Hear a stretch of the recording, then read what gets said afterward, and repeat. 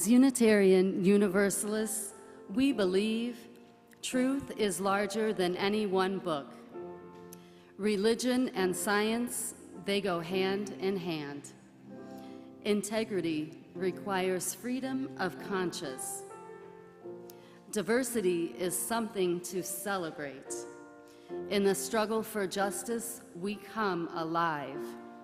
Our highest aspiration and calling is love.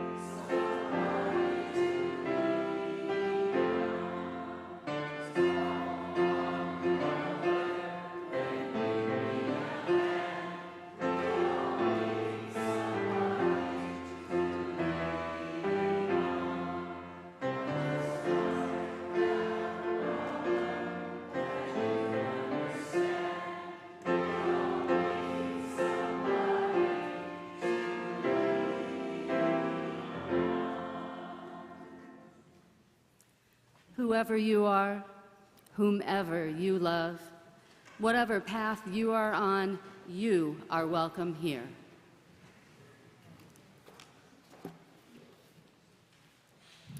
Our chalice lighting words come to us from Nadine McSpadden.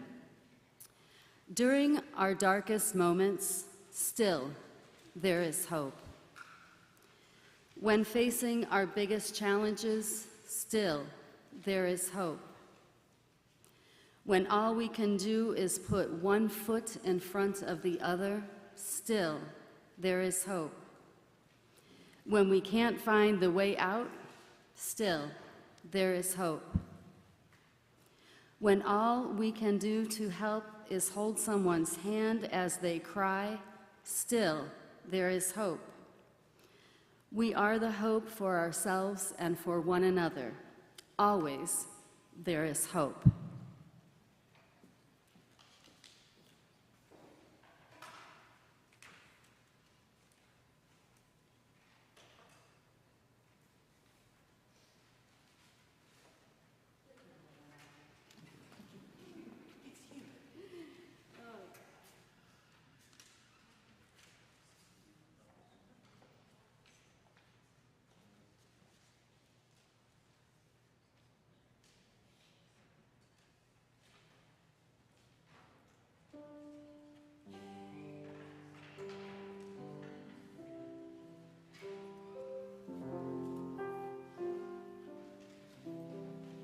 Once again, welcome to West Shore.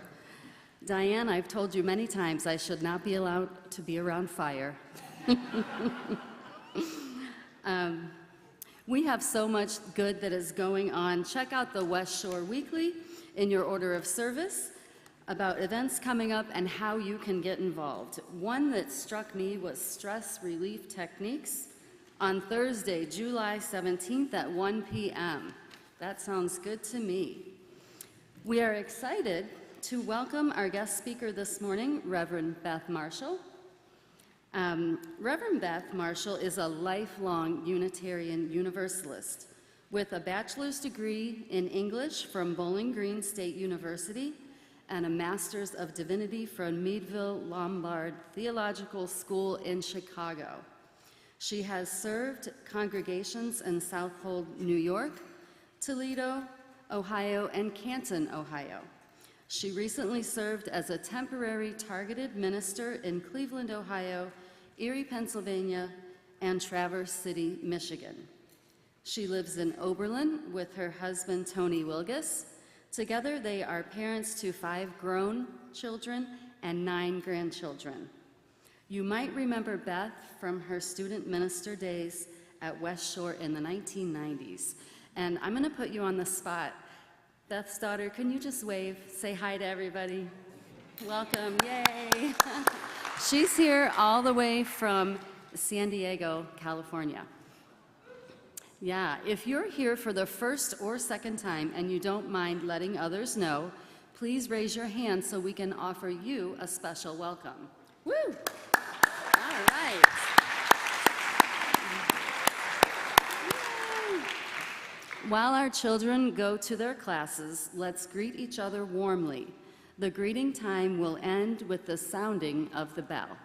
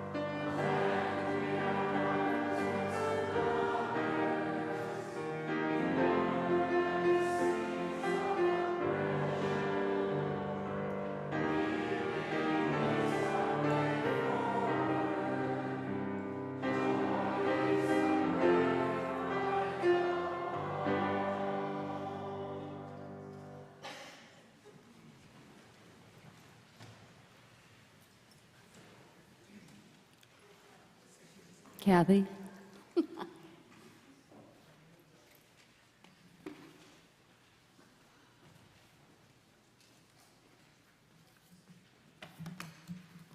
Good morning, West Shore. I'm Kathy Little, currently chairing the Justice and Outreach Council, and it is our month to honor one of our fabulous members for the Volunteer Spotlight. And this month, this was a no-brainer, was to recognize Gloria Beamer.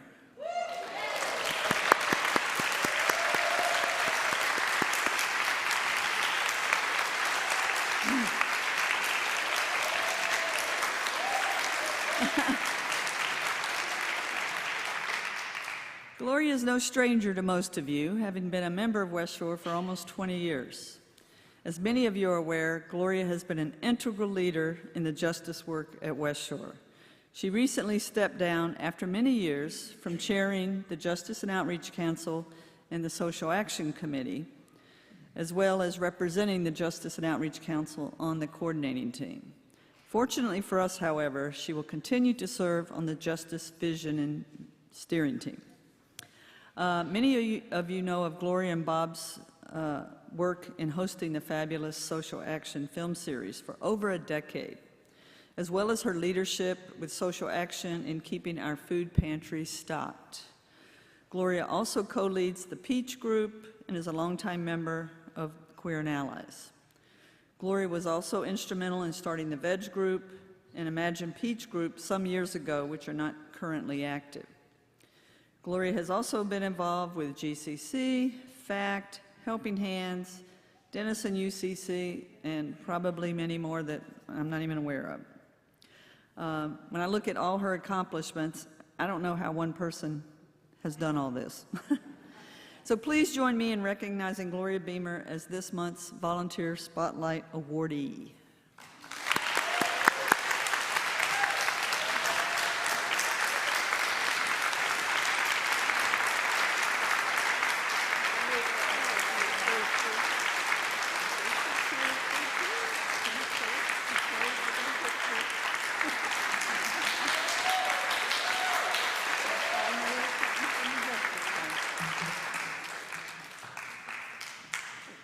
I got to announce it.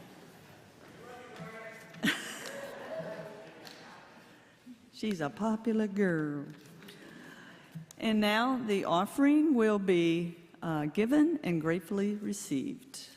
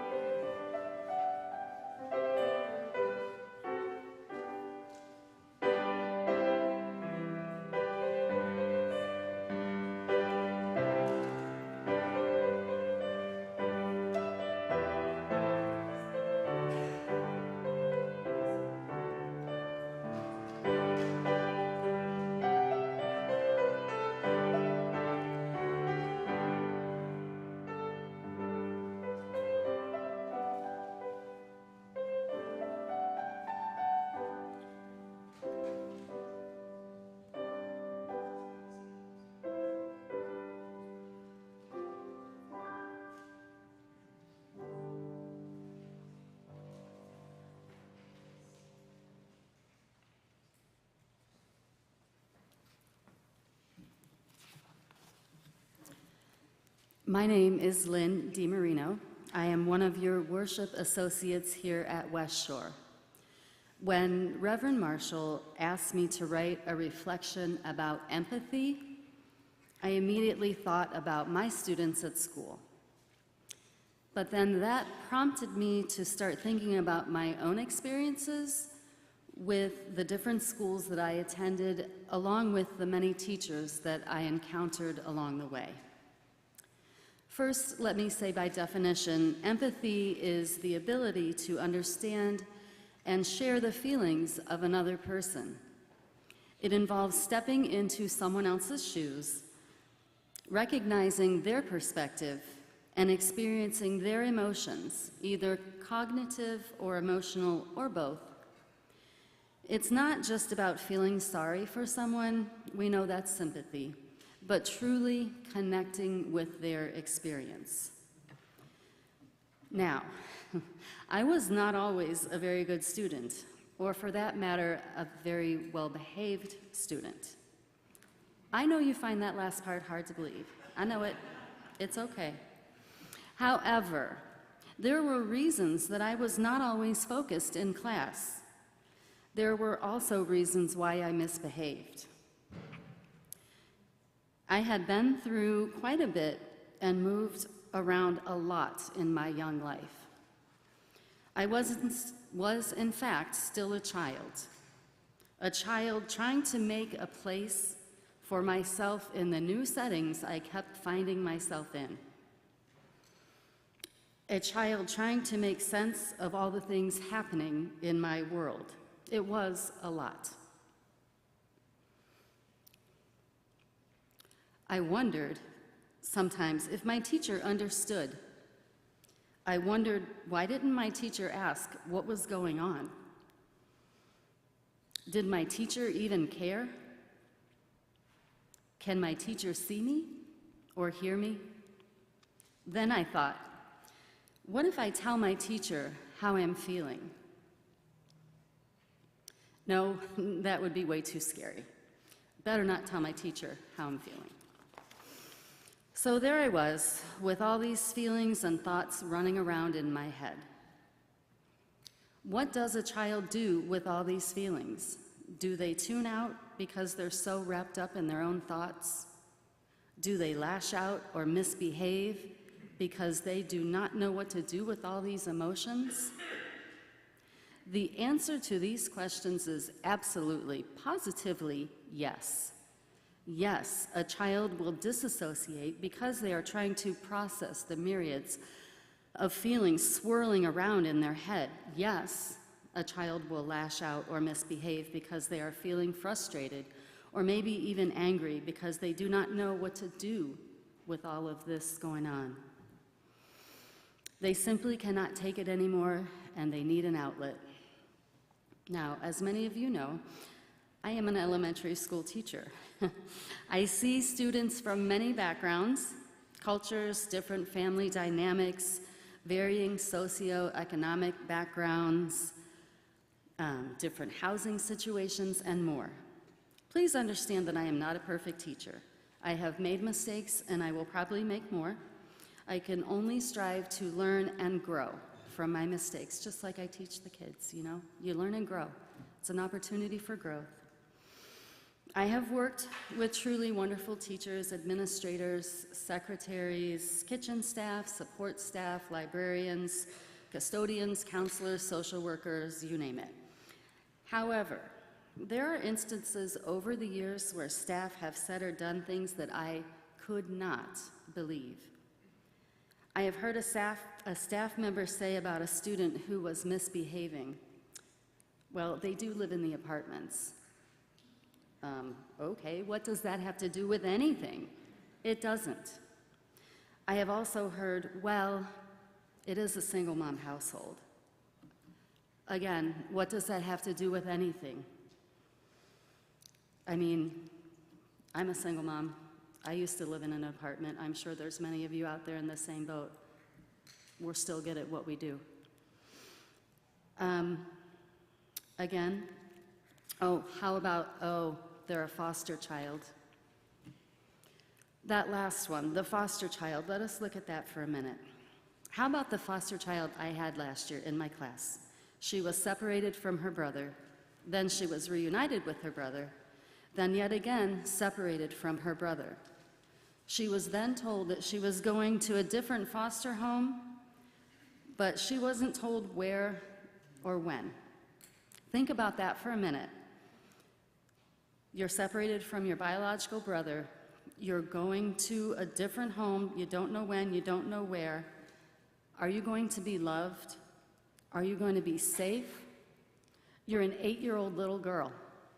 How would you feel? How would you act? What would you do? Would you withdraw? Would you act out? What would you do? Me? I know that I damn sure I'm going to act out, I'm going to tune out, and I'm going to misbehave. Absolutely, probably all of it. I have a story after story after story about students that I've had over the years that would break your heart and still continue to break mine. I'm not going to tell you all those stories. We don't have all this time. But what I do want to get across is the message of empathy, whether it's a child, an adult, or someone somewhere in between. Take a minute before you judge what you don't understand. We know that empathy is much more than feeling sorry for someone. It is really connecting on an emotional and cognitive level to try and understand what that person is experiencing. Please let us all do our best to not judge what we don't understand. Thank you.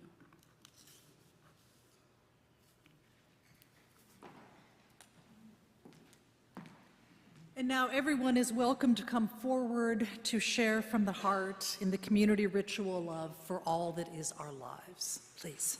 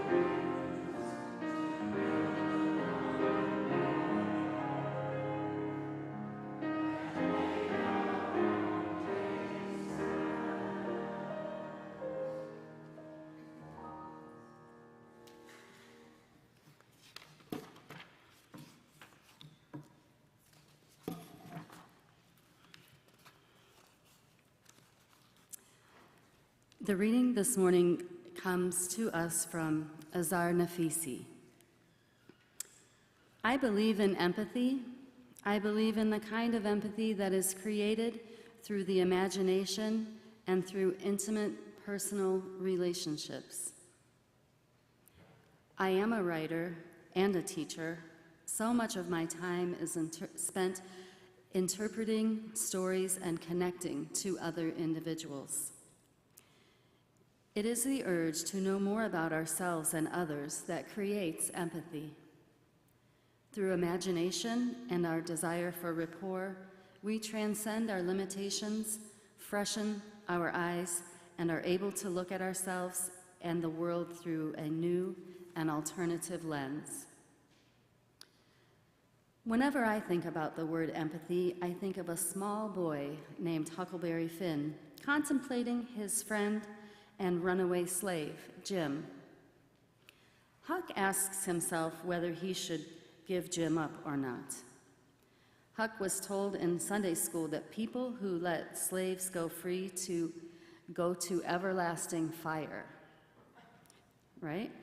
But then Huck says he imagines he and Jim in the day and nighttime, sometimes moonlight, sometimes storms, and we floating along, talking and singing and laughing. Huck remembers Jim and their friendship and warmth. He imagines Jim not as a slave, but as a human being, and decides that, all right then, I'll go to hell. What Huck rejects is not religion, but an attitude of self-righteousness and inflexibility. I also remember this particular scene out of Huck Finn so vividly because I associate with it a difficult period in my own life. In the early 1980s, when I taught at the University of Tehran, I, like many others, was expelled. I was very surprised to discover that my staunchest allies were two students who were very active at the university's powerful Muslim Students Association. These young men and I had engaged in very passionate and heated arguments. I had fiercely opposed their ideological stances, but that didn't stop them from defending me. When I ran into one of them after my expulsion, I thanked him for his support. "We are not as rigid as you imagine us to be, Professor Nafisi," he responded. "Remember your own lectures on Huck Finn? Let's just say he's not the only one who can risk going to hell." This experience in my life reinforces my belief in the mysterious connections that link individuals to each other despite their vast differences. No amount of political correctness can make us empathize with a child left orphaned in Darfur or a woman executed in Kabul because she was improperly dressed. Only curiosity about the fate of others, the ability to put ourselves in their shoes, and the will to enter into their world through the imagination creates the shock of recognition. Without this empathy, there can be no genuine dialogue. As well, we as individuals and nations will remain isolated and alien, segregated and fragmented. I believe that it is only through empathy that the pain experienced by an Algerian woman, a North Korean dissident, a Rwandan child, or an Iraqi prisoner becomes real to me and not just passing news.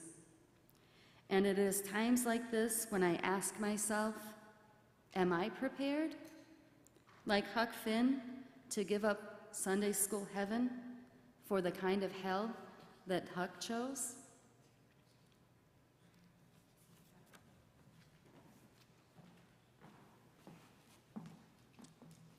Thank you. Ingenuity, connection, and empathy. Those are the ideas that I'm going to ask you to explore with me this morning. It has been hard to make sense and to process all that has been unfolding in the world lately. The litany is long, and each of you knows it as well as I do. It's been a lot. So in an effort to avoid a full personal meltdown, I have been on the hunt for stories of themes and sheer determination. I have been looking for stories where people overcome the odds and survive impossible situations. I've been looking for stories that include an element of collaboration, because God knows we can't do it all alone. Sometimes we got to lean on each other. And so that led me into a quest that had fiction and history and science and a good dose of science fiction. Because that's one of the perks of Unitarian Universalism. We are not limited to a single set of scriptures or texts. I've been on the hunt for heroes and heroines, creative problem solving, and thinking outside the box. Box? What box? I have been looking for someone, anyone, real or fictitious, who could help me make sense of the world when some days all it feels like that's holding it together is a roll or two of duct tape. And then late one night, I stumbled across a story that I had completely forgotten about. A story that embodies what I was seeking. It's a story about surviving impossible odds, of creative problem solving, and an entire community rising to the occasion. Some of you might remember Andy Weir's novel, The Martian. Or maybe you remember the movie from 2015, an adaptation by the same name, starring Matt Damon as astronaut Mark Watney. For those of you who are unfamiliar with it, or those who only remember the barest of details, maybe something about potatoes, or swearing, or science, let me do a quick recap. Just minutes into the opening sequence, astronaut Mark Watney finds himself stranded alone on Mars after a freak storm forced the crew to perform an emergency evacuation. The commander and the rest of the crew did not want to leave him behind, but the sensors on his suit indicated a fatal decompression had occurred. The crew didn't know that he had been impaled by an antenna, nor that the pressure leak on his suit that the sensors had recognized sealed up a few minutes later with his coagulated blood. To be clear, they did not want to leave him behind. They thought he had died trying to get to the evacuation vehicle, but he was very much alive, albeit unconscious. When Mark Watney regained consciousness, he found himself wounded and very, very much alone on Mars. His initial reaction was that of any rational person stranded on a distant planet by himself. He panicked. And then he swore a lot. But then it was time to get to work. He sutured himself up and dosed himself generously with antibiotics. And then he had to assess the situation. And the situation was bad. It was bad on an entirely new scale of bad. He realized that without the ability to communicate with NASA or with his crew, there was no way for them to know that he was even alive. Therefore, he reasoned, a rescue mission was unlikely, and the next scheduled mission to Mars was several years away. But what did he have working in his favor? He had the mechanical means to make oxygen to breathe and enough water to drink. He had adequate packaged meals and bottles of multivitamins to last a crew of 6 for several months. Now that he was just a crew of 1, those supplies would last much longer, even longer still with rationing. But after those supplies ran out, then what? Even on this fictional expedition, the atmosphere and climate of Mars were not conducive for farming. There's no naturally occurring water or oxygen, and the temperature and soil composition are not amenable to the farming techniques he was familiar with. And even if those existed, the seeds that NASA had sent along for him to test weren't edible. A man cannot live on grass. However, Watney had a dozen potatoes that had been sent for a Thanksgiving dinner that the crew never prepared, and therein lay the possibility of his salvation. Additionally, Mark Watney was blessed with an almost MacGyver-like level of resourcefulness. He was a trained scientist with a wickedly dark sense of humor, a fierce determination to survive, and an almost limitless supply of duct tape. Now, together, those strangely divergent elements formed an equation by which he might just be able to bring life to a lifeless planet. As a story, it is not tidy or magical. It's messy and risky. It's anxiety-producing, and it's funny, all of which makes it very, very human, and oddly one that I'm finding very relatable these days. In his struggle to survive this impossible situation, I'm hearing a message that we need to hear right now. It's a message best summed up in one of my favorite quotes from the movie's final scenes. So after he gets back, he does get back, he's speaking to a group of candidates for the astronaut training program. And one of them asked if he was ever scared, if he ever thought he was going to die. And his reply was simple and direct. He said to them in no uncertain terms, "At some point, everything is going to go south on you. And you're going to say, 'This is it. This is how I end.' Now, you can either accept that or you can get to work. And that's all it is," he says. "You just begin. You solve one problem and then you solve the next." I've been repeating that to myself a lot lately, but I'm getting ahead of myself. Throughout the process of Watney's working out just how he was going to survive, he doesn't waste time wallowing or even praying for divine intervention, at least not in the traditional sense. He does, however, invoke the gods of science, the gods of math, of engineering, and of his own specialty, botany. He invokes the healing power of humor and uses miles of duct tape. He draws upon what he knows of his own scientific training, and he works out how to grow potatoes in a combination of Martian soil and, yes, his own waste. No matter how stinky and unglamorous the process, there was a sacred quality to his work, because he did what needed to be done to survive. But that's only part of the equation. In large part, yes, Mark Watney survives because of his ingenuity, his determination, his refusal to give up.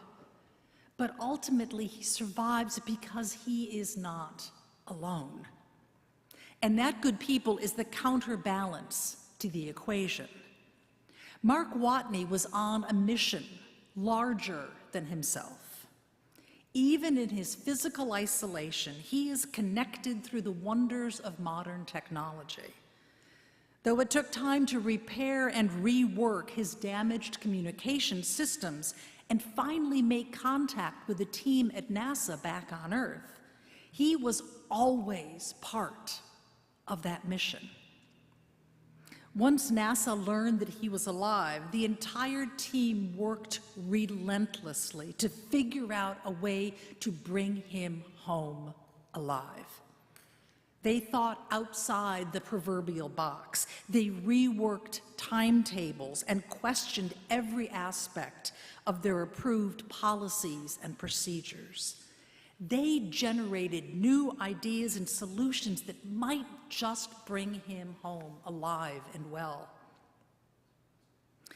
When the crew learned that he was alive, they decided together to defy orders from NASA and extend their own time and space to go back for him.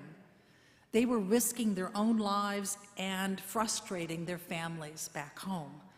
They went back for him. They went back at great cost and great risk to themselves because he was part of their mission, their community of 6. The larger community of the world rallied around him in a way that we don't see nearly often enough. During those months when NASA focused on getting Mark Watney home safely, readers of the book and the movie audience began to see humanity behaving as though it really cared. The world had a single goal in mind: bring home one of our own. Absent were divisions of political party or nation state. Absent were separation of race and class, identity or educational degree. Present were global cooperation and interdependence made manifest. New ways of problem solving were welcomed, and it gave me hope. Some would call that level of cooperation a miracle.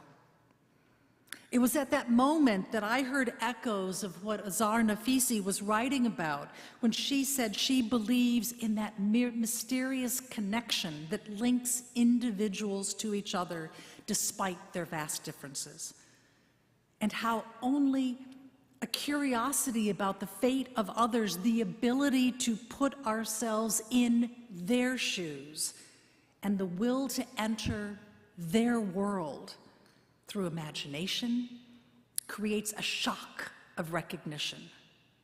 Because without this empathy, she writes, there can be no genuine dialogue, and we as individuals and nations will remain isolated and alien, segregated and fragmented. That moment when the people of the world pulled together and began working as one, it also got me thinking about Father Boyle's work with former gang members in Los Angeles. Father Boyle believes with every cell of his being that we belong to each other. We belong to each other across gang lines, across rap sheets, across all the lines that divide cities and families. We belong to each other, and we are responsible for one another. End stop. Period. His work with former gang members, thousands of them, and those who were previously incarcerated, is a testament not only to his belief, but to the underlying truth of that belief. When his homies learned to see the humanity in members of former gangs, they begin to heal some of their own wounds. I don't need the supernatural involved to see miracles happening. When Azar Nafisi recalls her Muslim students coming to her defense, when Father Boyle speaks of how the members of Homeboy Industry learn to see the humanity of former rivals, seeing them now as brothers and sisters and siblings and cousins, those are the kind of hands-on miracles I can embrace and celebrate. But then I get to thinking about what it would take for me or any of us to begin to see the full humanity of those who see the world very differently, who might have different loyalties and priorities, who might as well be in rival gangs. And that would also be a miracle to celebrate. The coalescing of global cooperation in the story of the Martian models for me something of the spiritual, perhaps even the sacred. The miracle for Mark Watney came from the people of Earth who knew him and cared about him. It came from the work, the tireless work of a global community who knew him only by extension as part of their larger tribe. On the most basic level, Mark Watney was saved by love, a love that was wearing the robes of science. And that's the kind of miracle I can get behind. It's a kind of faith I can hold on to. Often when we talk about faith as Unitarian Universalists, more often than not, we're talking about a faith in humanity, faith in one another. We speak of faith in the power of collaboration, of compassion, the power of empathy and problem solving. We speak of faith in the power of science and the kind of curiosity that leads to new discoveries. It is a faith based not in perfection, but in a determination to show up for one another, even against astronomical odds. The story of Mark Watney is as much a story of the times in which we are living as anything else. As our world has become more isolating, politically and culturally, and even within some of our families and friendship networks, how many of us have found ourselves feeling a little bit like Mark Watney, stranded on Mars, cut off, overwhelmed, left behind, held together with a little bit of duct tape? The story of Mark Watney reminds us that in the best of all possible worlds, we are all part of one another's mission. It is a reminder that no one is to be left behind on a metaphorical distant planet. It is a tale of how there is always someone trying to reach out to you and bring you home. It may not be a literal team of top scientists at NASA. Instead, it might be a neighbor, a friend, an organization who's working behind the scenes to try to figure out how to reach you. The story of Mark Watney is also a story of how, as part of the global community, we are each called there to be there for one another, to free the prisoners, to feed the hungry and clothe the naked, to shelter those who don't have beds, to not write off those who think differently or who hold opposite views. We are called to show up against all odds in all the ways for all the people in all the places. We are living in a strange time when it is becoming more and more common to cut one another off for offenses real or perceived, forgetting that despite the scars we each carry, we are inextricably connected one to the other. Without question, Mark Watney was a brilliant scientist and astronaut, and his survival is a testament to his own determination and skills.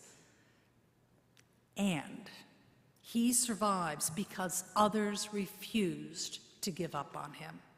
His crewmates refuse, NASA refuses. A young engineer fights both red tape and military chain of command in order to be heard. Even a competing Chinese space agency offers their help. The world watches in real time and cares. They hold their breath and cheer as one when he is finally rescued. This is not the story of one person rising, but an entire community bearing witness that death does not get the final word. Not when there is so much work to be done, not when there are lives to be saved. Through a particular lens, this story reframes in a way how we might understand the concept of resurrection, not as an event marked by angels or trumpets, but instead taking the form of small green shoots of potato plants bursting through the soil. What if we tried something completely radical and reframed resurrection in terms of transformational hard work and sweat? Or maybe we reframe it as those times when it takes the form of second chances held together with duct tape. What if we began to understand resurrection as refusing to give up on those who have been written off? This isn't a story of one man's journey. It's a story of all of us, falling and rising and falling and rising over and over again. It's a story of what happens when we choose hope. It's a story of every time we choose life in the face of despair. It is a story of believing against all odds that something good can grow in the most desperate of circumstances. We don't have to look far to see the Mark Watneys in our own lives. We have watched as they're collected and taken off to El Salvadorian prisons. We hear of student visas being revoked. We know people who have lost their federal jobs and their jobs with AmeriCorps. And now we worry about birthright citizenship and what that might mean. We worry about those who are losing critical food and health programs that support them and their families. And we worry about so many things. And we may only have to look as far as the mirror. Many of us are watching the rapid and dramatic changes this country is experiencing and believe that everything is going wrong. That we are seeing the beginning of the end, that this is it, that this is how we end. Writer Annie Lamott, author of so many good books and another hero of mine, posted these thoughts last week. These words are just an excerpt, but she writes, "At some point, we will get back to marches and registering voters. But today we can unleash waves of love on each other, on our families and communities, and even on our extremely disappointing selves, because love is bigger than any bleak barbarity that the world throws at us. After an appropriate time of being stunned," she writes, "of being terrified and in despair, we sigh and then we help each other back on our feet. If you don't know what else to do," she writes, "do love. Take a big bag of food over to the local food pantry, but don't forget Oreos for the kids and Ensure for the elderly. Walk around your neighborhood and wave or hug everyone and pick up trash. Maybe ask God for help, or Gus, the great universal spirit. And then do the next thing. Buy or cook a bunch of food for the local homeless, give a few dollars to the vets and mothers begging at busy intersections, no matter our tiny opinions on their hygiene or enterprise. We can return phone calls, return library books, return smiles. We practice self-care and say hello gently to everyone, even the strange people who might scare us." She writes, "We go to the market and flirt with lonely old people in the express line. It can't be enough, but it will be." She has no answers, she writes, "but I do know one thing. Life is much wilder, complex, heartbreaking, weirder, richer, more insane, awful, beautiful, and profound than we were ever prepared for as children, or that I'm comfortable with. But the paradox in the face of this is that we discover that in the small moments of taking in beauty, in actively being people of goodness and mercy, we are saved. In her own lyrical way, Anna Lamott is reiterating the message of getting moving beyond our despair and fear and getting to work. Let us be known as people who get to work, who don't just give up on each other, ever, who see the sacred not just in prayer and sacred text, but in teamwork, in science, in sweat, in love made practical. Let us be known as people who fight against the odds for everything that we believe in. Let us be known as people who plant potatoes in the soil of our shared planet, even when it is stinky hot like it has been. Let us be known as those who engineer kindness in impossible situations. Let us be a people who overcome fear by tethering one another to hope itself. Because somewhere out there, someone is stranded, and any one of us might be their lifeline. Let us be a people who know deep in the core of our beings that when we join forces with stubborn hope and fierce love, that when we use whatever tools we've got at our disposal, even if it's just duct tape in each other, that we will find the strength and ingenuity to overcome whatever this life is going to throw at us. So, drawing upon all that is good within us and all that is around us, let us do love. May it be so. Amen. I invite you to rise. For hymn number 169, We Shall Overcome. Let's sing it like we actually believe it. Harmony is welcomed.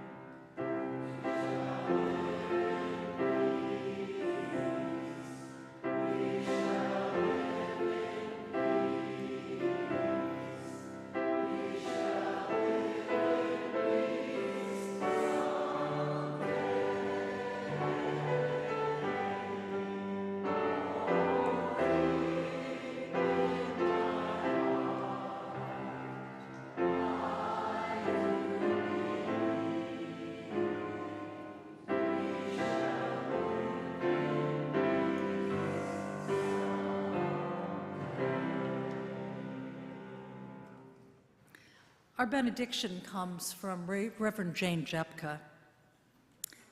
When all is quiet and we are small and the night is dark, may we hear the tender breathing of all who lie awake with us in fear, that together we may gather strength to live with love and kindness and confidence. Go in peace. Amen. Blessed be.